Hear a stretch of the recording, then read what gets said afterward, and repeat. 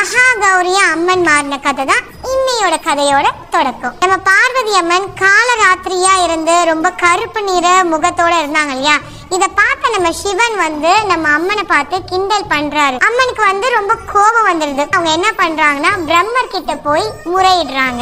இமயமலைக்கு மேல மன்சரோவர் அப்படின்ற ஒரு ஆறு இருக்கு.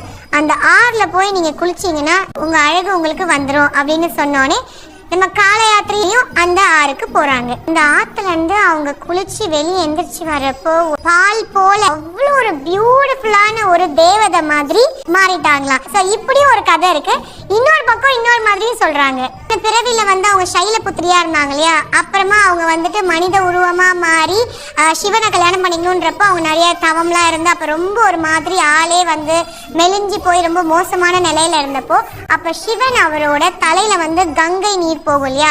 அதுல பார்வதியை குளிப்பாட்டி ரொம்பவும் அழகாக்குனனால அவங்கள நம்ம மகாகௌரி அப்படின்னு அழைக்கப்படுறோன்றது இன்னொரு பக்கம் ஒரு ஸ்டோரியும் சொல்றாங்க. அவங்களுக்கு உகந்த கலரான பிங்க்